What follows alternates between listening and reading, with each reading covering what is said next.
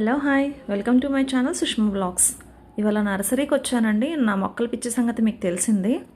అయితే ఇక్కడ కొత్త లోడ్ వస్తుందని చెప్పి ఆల్రెడీ ఉన్న పాత మొక్కలన్నీ ప్రూనింగ్ చేసేసి మడులు మారుస్తున్నారండి. వేరే దగ్గర ఉన్న ప్లాంట్స్ అన్నీ తీసుకొచ్చి ఇక్కడ పెట్టేసి కొంచెం ఎండిపోయిన స్టేజ్లో ఉన్న మొక్కలన్నీ తీసుకొచ్చి వేరే చోటకు మార్చి ఇట్లా ప్రూనింగ్ చేస్తున్నారు.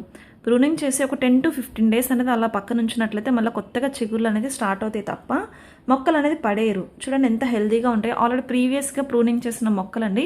ఇవి వచ్చేసి మందారాలు. ఇవి ప్రీవియస్గా ప్రూనింగ్ చేసిన మొక్కలు.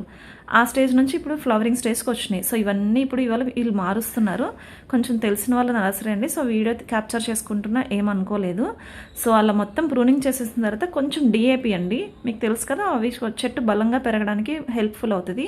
నర్సరీ వాళ్ళనే కాదు, మనం కూడా ఇంట్లో కొంచెం అప్పుడప్పుడు మన మొక్కలకి డిఏపి సప్లై చేస్తున్నట్లయితే అది కూడా ఒక సప్లిమెంట్ లాగానే మొక్కలు హెల్దీగానే రూట్ డెవలప్మెంట్ అండ్ చిగుళ్ళు గ్రోత్కి కొంచెం ప్రోత్సహించినట్లుగా అవుతుంది.